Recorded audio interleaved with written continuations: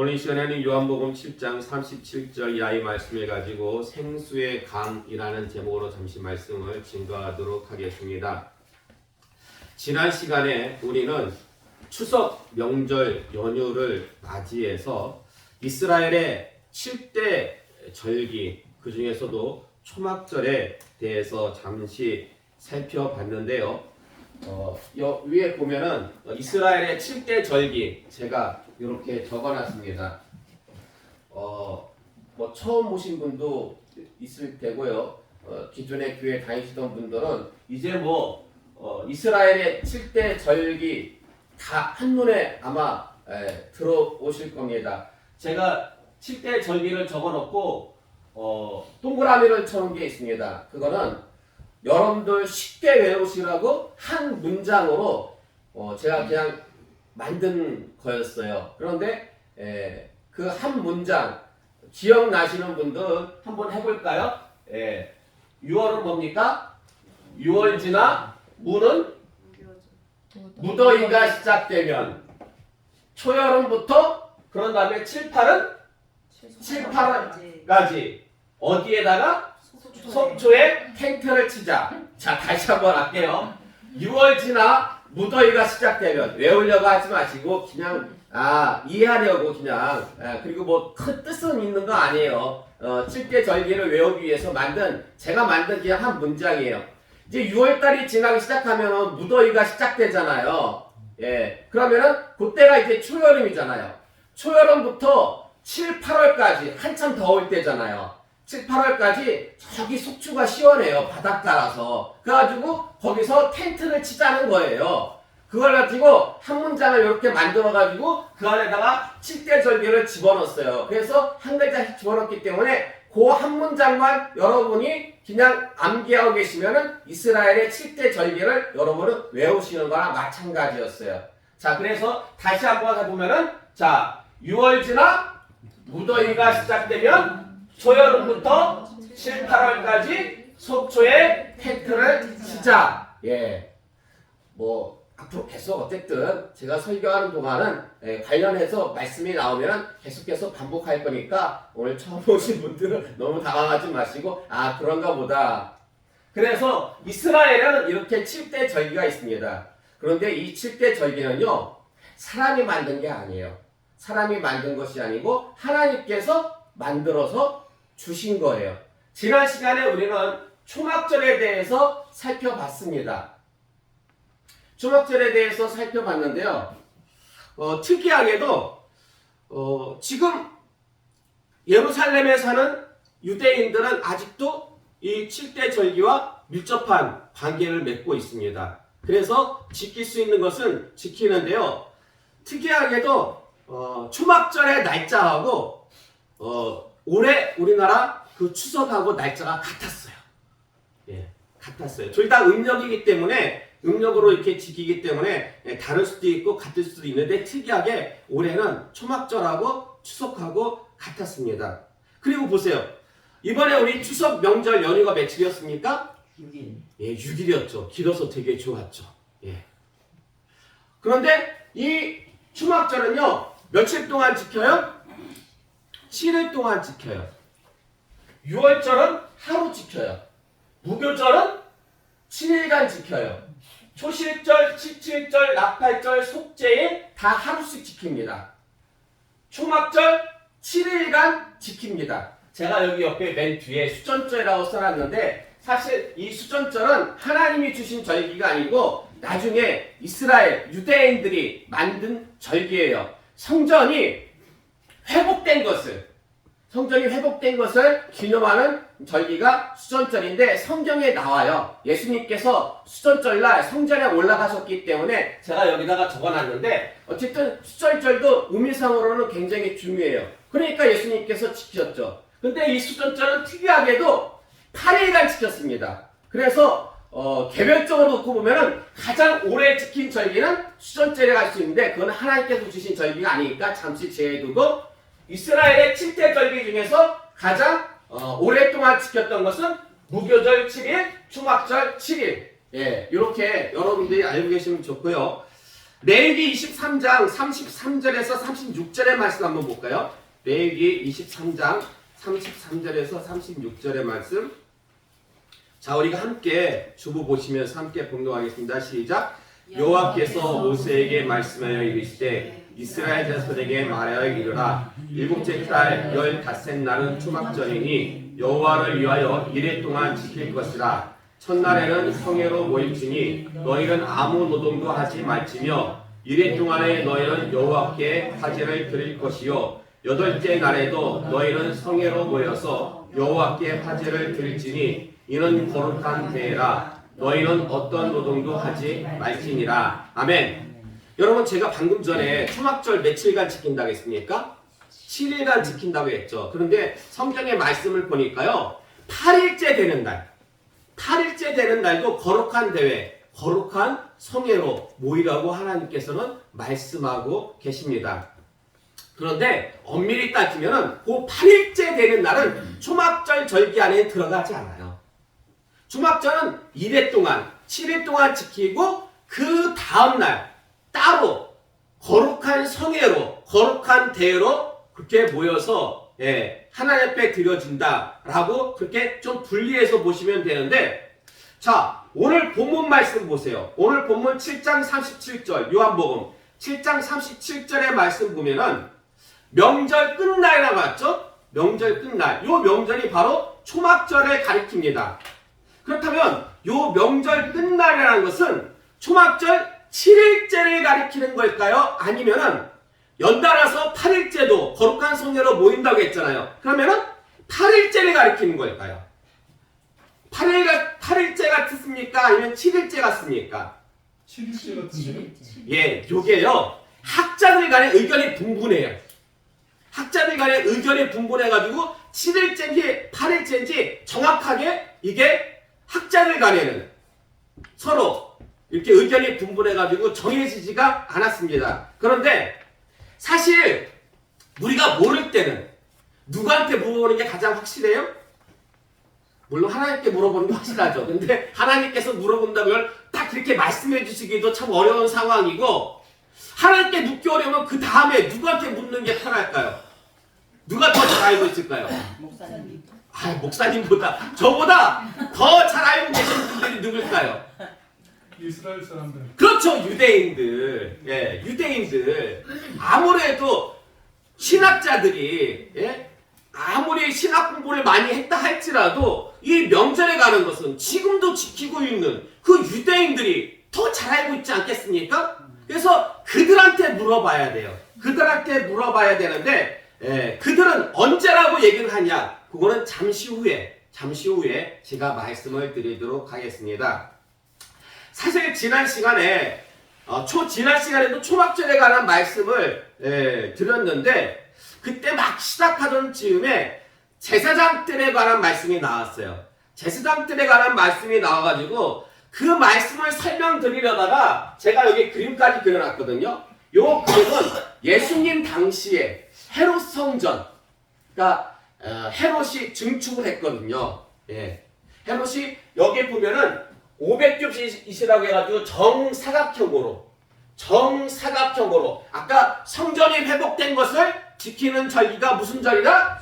수전제라고 했죠. 이게 주전 164년 안티오쿠스 4세가 그때 그 이스라엘 지역을 다스리던 그 이방의 왕이었거든요. 근데 이 사람이 여기 하나님의 성전에서 제우스 신에게 돼지를 가져다가 제사를 드린 거예요. 이건 가장 큰 모욕이었죠. 그래서 마카비 가문이, 제사장 가문이거든요. 들고 일어납니다. 그래가지고 3년 동안 싸워요. 그래가지고 이 성전을 다시 탈환합니다. 이 지역을. 그래서 정화한 다음에, 깨끗이 정화한 다음에 하나님께 성전을 다시 봉헌한 날이 바로 수전절이에요. 그것을 기념해가지고 8일 동안 이렇게 지키는데, 특이하게도요, 요 날짜가 언제인지 아십니까? 이 수전절이 특이하게도 12월 25일이에요. 그러니까 아마 유대인들은 그럴 것 같아요. 아니, 쟤네들은 우리 수전절날 왜 크리스마스라고 해가지고 쟤네들이 저렇게 더 좋아하는지 모르겠다. 예, 그렇게 생각할지도 모르겠어요. 그런데 주전 164년에 마카비 가문이 이렇게 성전을 회복해가지고 하나님께 보관한 다음에 헤롯 왕 때에 헤롯 왕은 원래 정통 유대인이라고 보기 힘들어요. 에돔 사람이거든요. 그렇기 때문에 그 민심대의 환심을 살려고 유대인들의 환심을 살려고 증축을 했어요. 예. 이 동쪽으로는 골짜기이기 때문에 증축하지 못하고 동쪽을 빼고 나머지 부분을 증축을 했는데 원래 이렇게 성전 그리고 성경적 어떤 신학적으로 놓고 볼 때는 정사각형이나 직사각형이 영적으로 큰 의미가 있는데 그런 거 다 무시하고 그냥 어떻게 보면 이렇게 삐뚤삐뚤하잖아요. 약간 좀. 예. 이 밑에도 약간 좀 삐뚤하고 위에는 똑바로 나가도록 이런 식으로 해가지고 그냥 크고 웅장하고 화려하게만 그렇게 성전을 만들었지만 엄밀히 얘기하면은 그거는 성정을 화려하게 만들었다기보다는 좀 영적인 의미를 오염시켰다라고 그렇게 볼 수가 있습니다. 그래서 제사장의 뜰에 여기 보면은 가장 어떻게 보면은 성소와 지성소가 있는 제사장의 뜰이 이 성전의 핵심 중에 핵심인데 요거를 설명하다 보니까 나머지 부분에 대해서도 알고 계시는 게 좋을 것 같아가지고 설명을 드리다가 지난 1시간이 다 갔습니다. 근데 지난주에 못 오신 분들은 궁금하신 분들은 지난주 설교 영상을 찾아보시기 바랍니다. 그러면 여기에 관한 설명이 나와 있어요. 근데 지난 시간에 왜 제사장의 뜰에 대해서 말씀을 드렸냐면은 초막절을 설명하려면은 요 제사장의 뜰에 대해서 여러분에게 설명할 필요가 있습니다. 자, 오늘 이 시간에는 초막절에 대해서 간략하게 말씀을 드리고자 하는데 초막절을 이해하실 때 여러분들은 4개의 키워드를 칠판에 적혀있는 4개의 키워드를 여러분이 알고 계시면 초막절에 대해서는 뭐 한 8, 90%는 완전히 여러분들 머릿속에 정리가 되는 거예요. 예, 초막절. 아유 목사님 근데 이거 4개나 되는 거 어떻게 그거 외웁니까? 여러분 이렇게 쉽게 외우세요. 초막이라는 것은 초막절날 들어보셨죠? 집 근처에 초막을 얼기설기 이렇게 나무 같은 걸로다가 짓고서는 거기서 일주일 동안 보내는 거예요. 기념하기 위해 가지고. 그래서 초막절은 초막을 짓고 지키기 때문에 초막절입니다. 그래서 초막절날 초막을 어디다 만드냐? 실로암이라는 연못 들어보셨죠? 여기 성전에서 저 밑으로 내려가면 남쪽으로 밑에 내려가면 실로암이라는 연못이 있어요. 예. 그런데 그 실로암에서 그 초막을 실로암에서 버드나무로 이렇게 물가 근처에 보면은 버드나무 많이 있잖아요. 버드나무로 초막을 짓는 거예요. 그 초막을 짓고서는 거기서 뭐 한다? 올라이트 한다. 이런 식으로 하면은 그냥 뭐라고 할까 뭐 이렇게 내용 의미를 막 생각하지 마시고 그냥 초막을 실로암에 짓고 버드나무로 초막을 실로암에 버드나무로 짓고 올라이트 한다. 뭐 이런 식으로 그냥 간략하게 그냥 여러분이 생각하시면 그냥 초막절에 대해서는 그냥 그 한 줄로 여러분들 머릿속으로 다 들어올 수가 있는데 요 4개의 키워드가 필요합니다. 4개의 키워드가 필요한데 여러분 초막절은 무엇을 기념하는 겁니까? 초막절은 무엇을 기념하는 거예요? 자, 출애굽기 23장 16절 하반절의 말씀 볼까요? 출애굽기 23장 16절 하반절의 말씀 함께 봉독하겠습니다. 시작. 수장절을 지키라. 이는 내가 수고하여 이룬 것을 연말에 밭에서부터 거두어 저장함이니라. 아멘. 초막절을 다른 말로 수장절이라고도 합니다. 초막절을 다른 말로 수장절이라고도 해요. 근데 지금 그 수장절의 의미가 뭐냐면은 1년 농사 다 짓고 난 다음에 1년 농사 다 짓고 다 걷어요. 걷어가지고 어디다가 쌓아둬요? 창고에 저장하잖아요. 그런 다음에 지키는 절기가 바로 초막절, 수장절이에요. 그러니까 1년 농사 다 지은 것에 대한 하나님께 감사의 절기.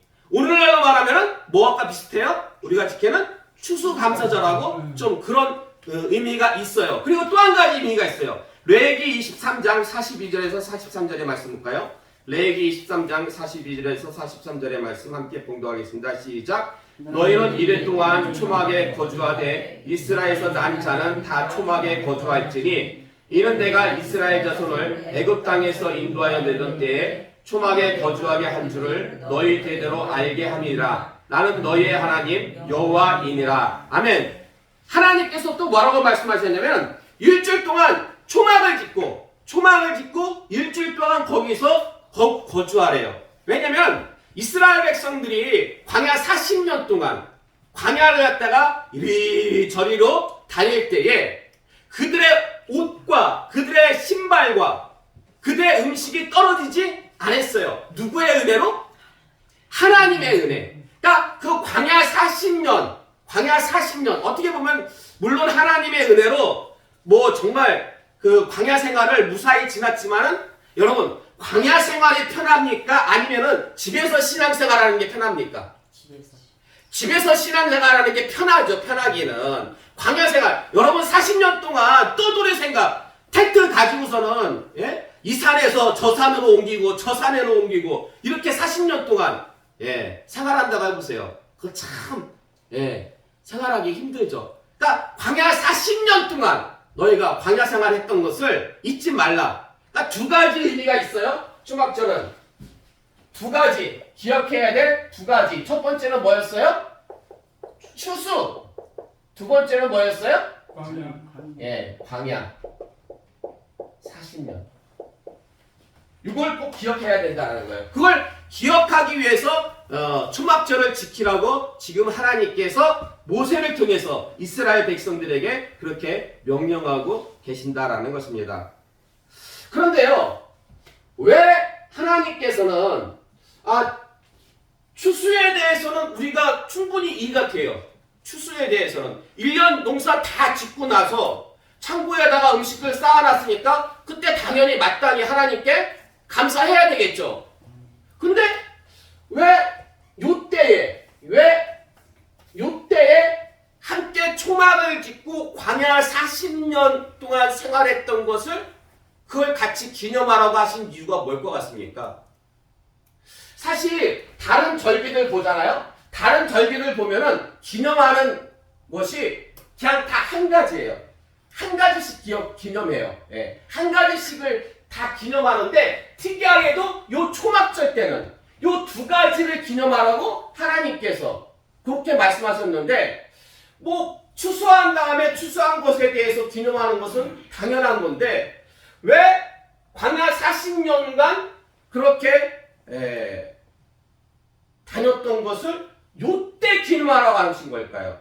요 광야 40년에 대한 어떤 기념은 다른 절기 때 같이 하라고도 하실 수가 있는 거잖아요. 근데 요 광야 40년에 대한 기념을 특별히 초막절날 같이 하라고 하신 이유가 있을까요? 없을까요? 있을 것 같아요? 없을 것 같아요? 있을 것 같아요. 그럼 그 이유가 뭘까요? 나그네 되었던 그때를 잊지 말아라. 잊지 말아라. 중요해요. 나그네 되었던 그때를 잊지 말아라. 근데 그거를 왜 추수 때에, 추수를 기념하는 요 때에 기억하라고 하는 걸까요? 뭔가 막 생각날 것 같긴 하죠. 옛말에 그런 말 있죠. 개구리? 언제 시적 기억 못한다? 올챙이 시절 기억 못한다라는 말이 있잖아요. 가나안 땅에 들어갔어요. 이제 가나안 땅에 들어가가지고 1년 동안 농사를 져가지고 젖과 꿀이 흐르는 땅에서 엄청나게 많은 것을 수확을 했어요. 창고에 내년 내후년까지 먹을 것 다 비축을 갖다가 해뒀어요. 자, 이렇게 비축을 해두고 나면은 힘들었던 광야 40년간의 생활을 잊기가 쉽죠. 화장실 들어갈 때하고 나올 때, 아니 그 짧은 순간에도 사람들 마음이 변하는데 정말 젖과 꿀이 흐르는 땅에서 많은 풍성한 것을 얻고 난 다음에는 광야 40년간 그 어려웠던, 왜 우리가 광야 40년 동안 그렇게 광야 생활을 해야 됐는지, 그리고 그 광야 40년 그 생활 동안에 하나님께서 얼마나 우리를 갖다가 보살펴 주셨는지, 그럼에도 불구하고 우리 조상들은 광야 40년 생활하면서 얼마나 하나님께 불평을 했던지 이런 여러 가지로 거기서 얻는 교훈들이 굉장히 많거든요.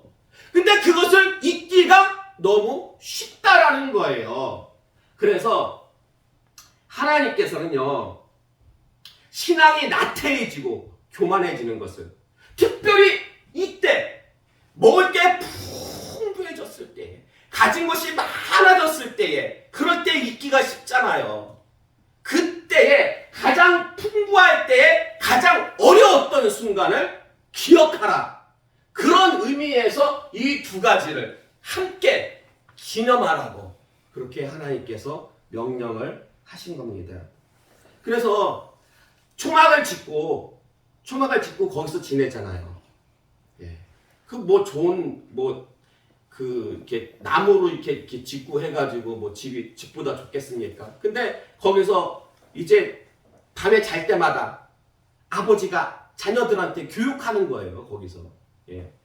뭐 우리식으로 완전히 캠핑한다 막 그런 의미보다는 일부러 거기서 그렇게 좀 어렵게 힘들게 일주일간 지내면서 아버지가 특별히 자녀들한테 왜 우리 조상들이 광야 생활을 해야만 했었는지, 거기서 그리고 어떻게 또한 그들이 하나님의 은혜를 입었는지, 그 은혜 가운데서도 또 왜 불순종했는지, 그런 것들을, 그 말씀들, 그 교훈들을 거기서 자녀들에게 가르쳐 주었다라는 것입니다.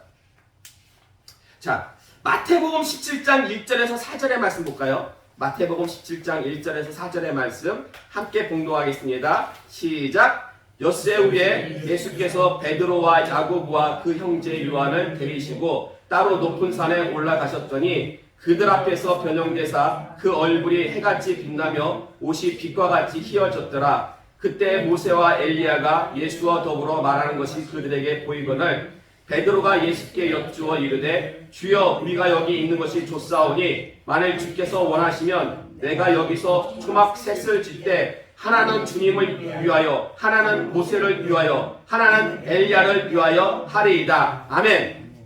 자, 이 말씀 여러분 한 번씩은 다 들어보셨을 거예요. 예수님께서 제자들을 데리고 이제 산에 올라가셨는데 그 산을 보통 변화산이라고 해요. 왜냐면 예수님께서 이렇게 모습이 변형이 되셨거든요. 그래서 변화산이라고 이렇게 얘기를 하는데 거기서 예수님께서 모습 막 옷이 아주 시게 막 광채가 나고 막 모세하고 엘리야가 거기서 함께 예수님과 이렇게 베드로가 그걸 보면서 와 완전히 황홀경에 빠졌어요. 황홀경에 빠져가지고 뭘 짓겠다 그래요? 초막셋을 짓겠다고 해요. 그럼 왜 초막셋을 짓겠다고 한 걸까요? 베드로는 그 초막에 대해서 제가 예전에 얼핏 어느 목사님한테 설교 듣기로는 이것을 교회 건축과 관련해서 이렇게 말씀하시는 것도 좀 들었는데 그거보다는 그 지금 베드로가 초막을 짓고 초막 셋을 짓겠다고 하는 것은 초막절날 초막을 짓고 일주일 동안 기념을 하잖아요. 그것과 마찬가지로 야 너무 황홀해가지고 바로 내려가기 싫은 거야. 너무 황홀해가지고. 그래서 초막을 짓고 초막절처럼 초막을 짓고 조금 더 내가 머물고 싶다 이거예요. 초막을 짓고 초막 셋을 짓겠다고 했으니까 그러면은 한 초막에 일주일씩 잡으면은 한 20일은 예? 그러니까 내가 한 달 정도 나 여기 더 있고 싶어요. 너무 황홀해가지고 나 너무 여기 좋아요. 그런 의미로 예, 우리가 받아들일 수가 있어요. 왜냐면 지금 베드로가 지금 이 산에다 짓겠다는 그 초막이 원어적으로 볼 때는 초막절에 나오는 그 초막과 같은 원어적으로 볼 때 단어이기 때문입니다. 그렇게 예, 그래서 초막이 나온 김에 같이 그 말씀도 한번 살펴봤고요. 자 이제 초막은 뭐 따로 말씀드릴 게 없고 이제 실로암 두 번째 키워드에 대해서 살펴보고자 하는데요. 초막절이 딱 시작이 되잖아요. 초막절이 시작되면 대제사장 제사장 중에서 가장 우두머리 대제사장이요 매일 아침마다 저 밑에 실로암이라고 있거든요. 성전 밑에 남쪽으로 그 실로암에 가가지고 물을 떠요. 그 실로암에 가서 물을 뜬 다음에 그것을 요 제사장의 뜰로 가지고 와요. 근데 제사장이 물을 떠서 이렇게 올 때에 그 뒤를 따르는 사람들이 있어요. 그 뒤를 누가 따를 것 같아요? 그 뒤를 모르니까 그냥 찍어요. 누가 따를 것 같아요? 대제사장이 가니까 일반 제사장들도 따르겠죠. 또 그 뒤를 또 누가 따르겠습니까? 그 뒤를 레위인도 따르고 그 뒤를 백성들도 순례하는 자들도 일반인들도 함께 그 뒤를 쭉 따르는 거예요. 그럼 대제사장이 그 물을 떠가지고 제사장의 뜰로 들어서잖아요. 들어서면 어떻게? 그 백성들도 함께 들어갈까요? 들어가지 못할까요? 들어가지 못해요. 아니에요. 들어가요? 들어갈 수가 있어요. 자, 여기 성전을 보시면은요, 성전 바깥뜰에 해당하는 이방인의 뜰이라고 있어요. 이방인의 뜰은 여기까지는 이방인들이 들어가서 기도할 수가 있습니다. 자, 그리고 벽이 있어요. 빨간 줄로 제가 쳐놨는데 한 1m 50cm 되는 파티션식으로 만들어진 벽이 있어요. 요 안으로 넘어가면 이방인들은 죽어요. 이제 그 안으로 들어가면 여인의 뜰이 있어요. 여인의 뜰이 있고 여인의 뜰은 이스라엘의 남자도 들어가고 여자도 들어갈 수가 있어요. 근데 여자들은 여기까지만 들어갈 수가 있어요. 그래서 그 15계단을 위에 걸어서 올라가면 이스라엘의 뜰이라고 하는데 여기는 이스라엘의 남자들은 여기까지만. 그리고 여기서 세 계단 위로 올라가면 제사장의 뜰이 있어요. 그래서 제사장의 뜰은 평상시는 아무도 못 들어가요. 제사장들하고 관련된 레위인들만 제사장의 뜰에 들어갈 수가 있었던 거예요. 근데 요 초막절 기간 동안 7일간은 대제사장, 제사장, 레위인, 순례자들, 일반 백성들 할 거 없이 아이들, 여자들도 함께 다 같이 이 제사장의 뜰에 들어갈 수가 있었습니다. 그래서 그 떠온 물을 가지고 요 재단에서 포도주와 함께 하나님께 전제로 관제로 제사를 드립니다. 그런데요, 이 대제사장이 실로암에서 떠온 물을 가지고 제사장의 뜰에 들어설 때에 제사장들이 남아있던 제사장들이 은나팔을 불면서 찬양을 드리는데 그 내용이 이사야 12장 2절에서 3절의 말씀 함께 봉독하겠습니다. 이사야 12장 2절에서 3절의 말씀 함께 봉독하겠습니다. 시작. 보라, 하나님은 나의 구원이시라. 내가 신뢰하고 두려움이 없으리니 주 여호와는 나의 힘이시며 나의 노래시며 나의 구원이심이라. 그러므로 너희가 기쁨으로 구원의 우물물에서 물을 기르리로다. 아멘. 대제사장이 물을 떠가지고 제사장의 뜰에 들어설 때에 제사장들이 은나팔로 왔다가 은나팔을 불면서 요 찬양을 해요. 요 이사야서 12장 2절에서 3절의 말씀. 근데 여러분 보실 때 이사야서 12장 2절에서 3절의 말씀, 여기서 가장 핵심이 되는 단어가 뭔 것 같아요? 여러분 보실 때 가장 핵심이 되는 단어, 여호와 하나님 빼고, 그렇죠, 구원이라는 단어죠. 구원. 거기 보면은 구원이라는 단어가 눈에 아마 들어오실 겁니다. 예. 그러니까 지금 구원에 관한, 구원이 핵심이 되는 그러한 찬양을 하나님께 드리는데, 왜 구원에 관한 찬양을 드리냐? 그거는 제가 좀 이따가 말씀을 드리도록 하겠습니다. 자, 그리고 세 번째 키워드는 버드나무입니다. 버드나무. 초막절이 시작되잖아요. 초막절이 시작되면은 이렇게 물만 떠오는 게 아니었어요. 물만 떠오는 게 아니라 예루살렘 남쪽으로 가면은 모짜라는 마을이 있대요. 모짜라는 마을이 시내가에 있는 마을인데, 그 마을의 시내가에서 버드나무를 베어다가 번제단 남서쪽에 세우던데요. 그러니까 여기에 이렇게 해가지고 그 베어온 나무를 갖다가 베어온 나무 혹은 그 가지를 요렇게 남서쪽에다가 꽂아두고 번제단을 갖다가 돌아요. 번제단을 여기를 돌아요. 여기 이렇게 돌아 여기를 이렇게 돌아. 누가 돌까요? 누가 돌 것 같아요? 제사장. 그렇죠. 다 돌아요. 다 돌아. 대제사장도 돌고 제사장도 돌고 레위인도 돌고 일반 백성들도 돌아. 예. 다 돌아요. 여기 하루에 몇 번 돌 것 같아요? 하루에 한 번. 마지막 날 7일째는 몇 번 돌 것 같아요? 7번. 근데 이거 어서 좀 많이 들어본 얘기 아니에요? 예. 하루에 한 번씩 돌다가 마지막에 7번 돈다? 어서 들어본 거예요? 그렇죠. 여리고성 무너뜨릴 때 하루에 한 바퀴 돌다가 마지막 날 7바퀴 들고 와! 소리 지르니까 7번이 무너졌잖아요. 똑같아요. 예. 하루에 한 바퀴씩. 그리고 마지막 날 7바퀴를 갖다가 요때 돕니다. 근데 그냥 도는 게 아니에요.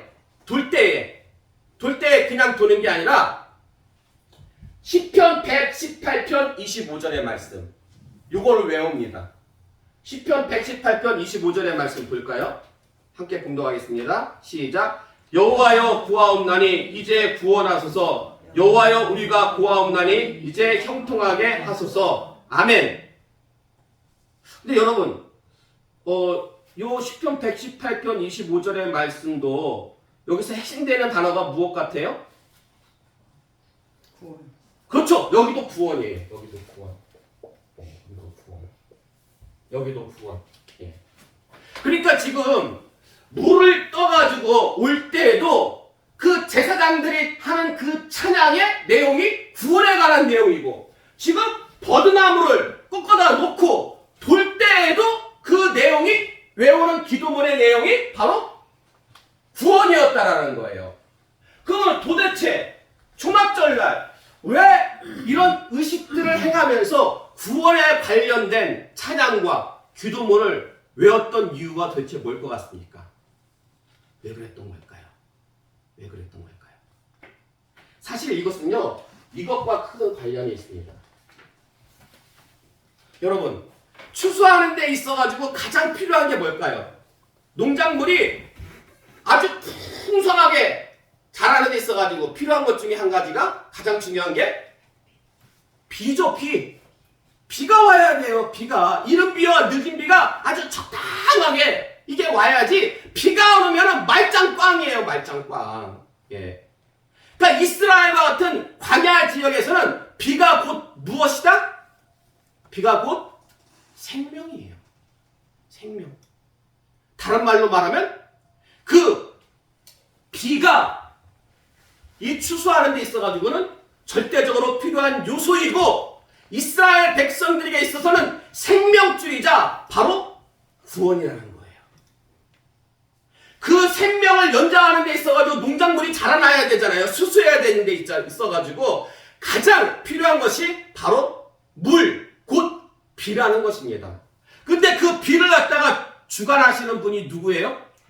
하나님. 하나님 비를 풍족하게 내리사 우리를 구원해 주소서. 비를 풍족하게 내리사 우리를 구원해 주소서. 바로 그러한 의미에서 구원에 관한 찬양을 하는 것이었고 구원에 관한 기도문을 갖다가 암송하는 것이었습니다.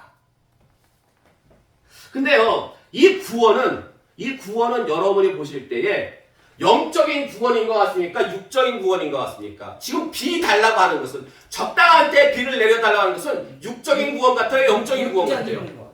예? 그렇죠. 육적인 거죠. 육적인 거. 그래서요, 오늘 본문의 말씀 보시면은, 오늘 본문 요한복음 7장 37절 이하의 말씀 보면 예수님께서 뭐라고 외치냐면 누구든지 목마르거든 내게로 와서 마시라. 내게로 와서 마시라. 예. 그러니까 이게 지금 예수님께서 누구든지 와서 마셔라. 생수의 강이 그 배에서 흐를 것이다. 이 생수에 관한 말씀을 하신 것은요, 절기가 초막절이기 때문에 그래요. 제사장이 가가지고 제사장 가서 물을 떠오기 때문에 비를 내려달라고 하는 이 백성들의 어떤 간절함, 예? 그 간절함이 바로 초막절 절기 안에 들어있기 때문에 관련해서 예수님께서 갑자기 막 생뚱맞게 생수의 강이 흐르리라 막 이렇게 말씀하신 거 아니에요. 초막절과 관련해가지고 바로 이 말씀을 갖다가 주신 거예요. 그리고 아까 명절 끝날이라는 것은요, 바로 7일째 되는 날을 가리킵니다. 왜요? 7일째 되는 날 몇 바퀴 돌았기 때문에?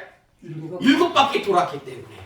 그날을 큰 날, 성경에 보면 한글 성경은 큰 날이라고 하거든요. 근데 유대인들은 그날을 갖다가 큰 날이라고도 하고 큰 구원의 날이라고 돼요. 큰 구원의 날. 그러니까 유대인들은 7일째를 큰 날, 큰 구원의 날로 그렇게 얘기합니다. 그렇기 때문에 저도 7일째 되는 날, 명절 끝날, 성경에 나오는 명절 끝날을 7일째 되는 날로 그렇게 봅니다. 자, 어쨌든 중요한 건 뭐냐면요. 지금 예수님께서는 지금 이렇게 막 이스라엘 백성들, 유대인들이 그 육적인 구원에 관한 그 비를 내려달라고 막 하나님 앞에 간구할 때에 거기서 예수님께서는 서서 뭐라고 외치시냐면 누구든지 목마르거든 내게로 와서 마셔라. 여기서는 성경 보니까 성령을 의미한대요. 예수님께서 장차 승천하셔가지고 성령을 주시거든요. 예. 근데 고린도전서 12장 3절의 말씀 볼까요? 고린도전서 12장 3절의 말씀 함께 공독하겠습니다. 시작. 그러므로 내가 너희에게 알려노니 하나님의 영으로 말하는 자는 누구든지 예수를 저주할 자라 하지 않고 또 성령으로 아니하고는 누구든지 예수를 주시라 할 수 없느니라. 아멘. 자, 구원받기 위해서는요, 성령이 함께 해야 돼요. 왜? 성령님께서 역사하시고 성령님께서 하셔야지만이 예수님을 주님으로 영접할 수가 있습니다. 주님이라고 고백할 수가 있는 거예요. 그래서 성령이 반드시 필요한 거예요. 그러니까 갑자기 예수님께서 왜 이날 명절 끝날 예수님께서 성령에 관한 말씀을 하셨는지 좀 이해가 되십니까? 지금 백성들은 하나님께 육적인 구원, 비를 내려달라고 이렇게 간구하고 있는데 예수님께서는 거기에 한 차원 더 높아가지고 영적인 구원, 육적인 구원 플러스 그 위에 영적인 구원. 너희가 육적인 구원뿐만 아니라 영적인 구원을 받아야 되는데 그 구원을 받으려면 나를 믿어야 된다. 나를. 예. 바로 그 말씀이에요. 바로 그 말씀. 예. 근데 예수님께서 성경 말씀 보면은요, 서서 크게 외쳤대요. 이 말씀을. 서서 크게 외치는데 이런 경우 드물어요, 예수님께서. 보통 앉으셔가지고, 예? 이렇게 제자들에게 예, 다감다감하게 이렇게 말씀하셨는데 서서 크게 외치신 이유, 그건 어떤 관심을 끌기 위한 것도 아니고요. 이날 백성들이 여기를 이렇게 빙글빙글 돌면서 재단을 갖다가 빙글빙글 돌면서 기도문을 외운다고 했잖아요. 이 기도문을 갖다가 어떻게 외울 것 같아요? 조용히 속으로 묵상하면서 그렇게 외울 것 같아요? 아니면은 아주 큰 소리로 목청껏 그렇게 외치면서 암송할 것 같아요? 큰 소리로. 그렇죠. 큰 소리로. 큰 소리로 외쳐봅니다. 그러니까 예수님께서 작은 소리로 이 얘기를 말씀하시면은 안 들려요. 안 들려. 사람들이 다 큰 소리로 갖다 외치기 때문에. 그래서 예수님께서도 크게 외치시면서 하시는 말씀이 예. 누구든지 목마르거든 내게로 와서 마시라. 바로 지금 이 말씀을 하고 계신다는 것입니다. 사실 우리가 초막절에 관한 어떤 배경에 관해서 이해가 없으면은 왜 예수님께서 이 명절 끝날 이런 말씀을 우리에게 주셨는지, 그리고 왜 서서 외치셨는지 우리가 좀 이해하기 힘들어요. 그런데 초막절에 관한 배경 내용을 알면은 그때 당시에 이스라엘 백성들이 육적인 구원을 위해서 하나님께 비를 간구했는데 예수님께서는 육적인 구원뿐만 아니라 영적인 구원을 주시기 위해서 하늘에서 내리는 비, 영적인 비, 성령을 말씀하신 거구나 라는 것을 갖다가 알 수가 있다는 것입니다. 결론의 말씀을 드리도록 하겠습니다. 사실 이 절기라는 것은요, 이거 구약시대 때 하나님께서 주신 절기인데 신약시대를 사는 우리가 이거 굳이 알아야 되나? 아셔야 됩니다. 왜냐면 이 절기들은요, 하나님께서 주신 이유가 예수님의 사역을 예표하기 때문이에요. 예수님의 사역을 갖다가 예표하고 있기 때문에. 그렇기 때문에 이 절기들이 오늘날 우리에게도 그대로 적용이 되고 앞으로 마지막 때까지 이 절기가 적용이 됩니다. 그래서 예수님께서도 신약시대를 사신 예수님께서도 구약의 절기에 맞춰가지고 그렇게 말씀을 증거하신 거였고 구약의 절기를 몸소 그렇게 지키셨다라는 것입니다. 따라서 신약시대에 산다고 해서 구약 절기를 혹은 구약 말씀을 무시하는 것은 결국 예수님 무시하는 거랑 마찬가지예요. 예. 제가 예전에 그 겨자씨 교회에 있을 때 선교하러 오신 그 목사님이 그 이렇게 김영욱 사모님 통해 가지고 오예배 설교를 하시고 저는 몰랐어요. 저는 이제 그러고 난 다음에 헤어졌는데 그분들이 나중에 심은식 목사님하고 이렇게 삼림댁 가가지고 같이 얘기를 나누시는데 이분들이 학교도 정통 나왔어요. 합동신학원 나왔어요. 합동신학원 총신대에서 이렇게 나뉘어진 거거든요. 그 질적으로 보면 굉장히 수준이 높아요. 근데 여기 나오신 그 선교사님 부부인데 구약을 완전히 무시한다는 거예요. 오늘날은 신약 시대이기 때문에 구약 필요 없다라는 거예요. 신약만 있으면 된다라는 거예요. 한참을 얘기했는데 말이 안 통하더라는 거예요. 근데 안타까운 것은 그런 분들이 선교를 하면서 거기에 나오는 교인들한테 뭐라고 가르치겠습니까? 구약은 그냥 지나간 과거로 알 뿐 오늘날에 그렇게 특별히 중요하지도 않고 신앙생활 하는데 굳이 구약의 것을 우리가 알 필요가 없다. 이런 식으로 알려지면 어떻게 보면 그 교회 다니는 분들은 반쪽짜리 신앙생활 하는 거예요. 예수님도 구약의 절기에 맞춰가지고 말씀을 증거해 주셨고 구약의 절기를 지키셨어요. 그리고 구약의 그 절기들은 예수님의 사역을 갖다가 예표하고 있고 아직 성취가 안 될 것도 있습니다. 그렇기 때문에 우리가 구약의 말씀을 알아야 되는 거예요. 혹여나 여러분 주변에서 그런 분들이 있으면요, 여러분들 좀 조심하시고 경계하시고 반드시 구약의 말씀도 우리가 함께 알아야 된다는 것을 증거해 주시기 바랍니다.